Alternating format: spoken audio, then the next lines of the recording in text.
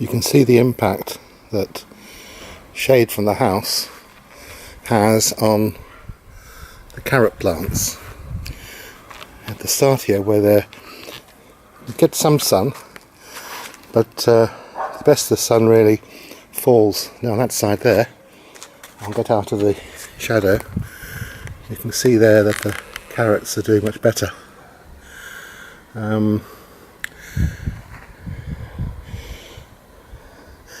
I don't thin them out. The soil is so sandy that they've managed to find room to grow quite happily without needing any thinning out at all.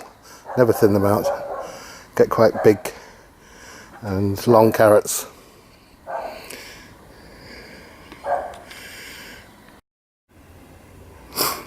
I make my raised beds using these breeze blocks, and a bit like an iceberg, every block you see is actually standing on another one that is buried under the path level here. Each block is 90 millimeters in size, so I've got 180 millimeters roughly of compost and nice soil in each bed. The reason I like breeze blocks is because you can change the angle of the beds. You can take them and put them where you want very easily. So I've got beds that some beds are snaky to follow the line of the path here. Other beds are square, but most beds are designed so that I can reach the middle of them without having to walk on them too much.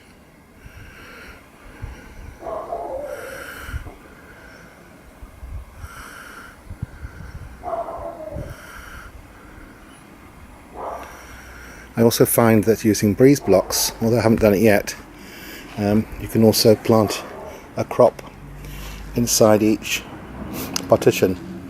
I've got black plastic underneath there, and I just fill it up with compost and pop a lettuce or a French bean, bush bean, or radishes, marigolds, nasturtiums, all kinds of things go into those little partitions.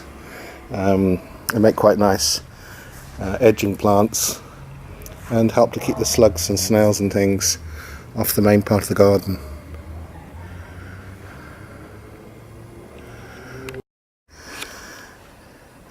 I also use these concrete pavers to make a little path between the beds, and we've started doing it here. We've got a finished job off, but this gives the structure some more stability.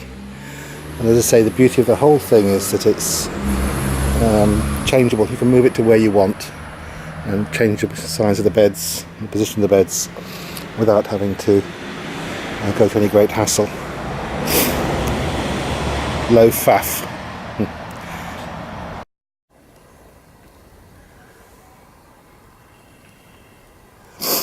The soil here in the pathway is a good example of what I'm dealing with. Although this has got some loam mixed in with it, it's very, very sandy. So what I do is I put several layers of this is leaf mould and composted material.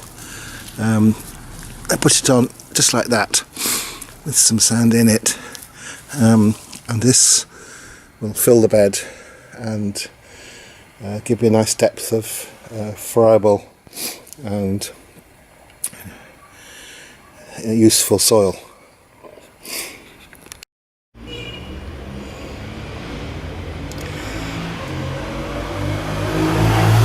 These are some of the seeds that I'm planting out a little bit later on.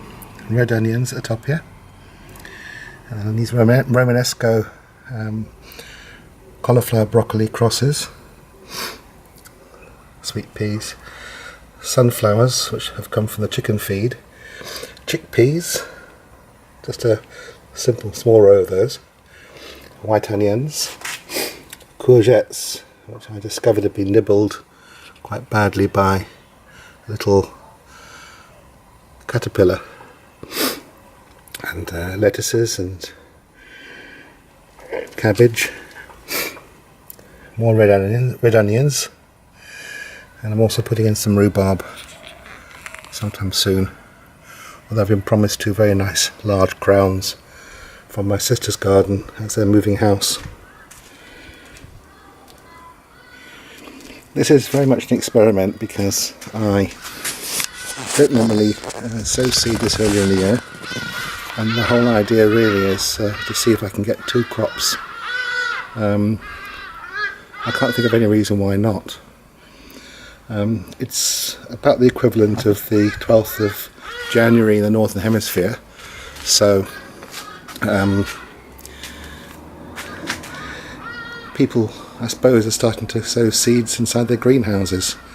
So I thought, since this is a frost-free environment and probably warm, if not warmer, than an English greenhouse, I can just sow my seeds in trays and modules outside and see how they get on.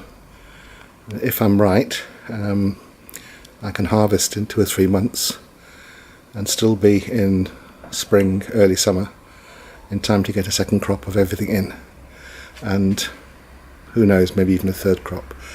We'll have to see.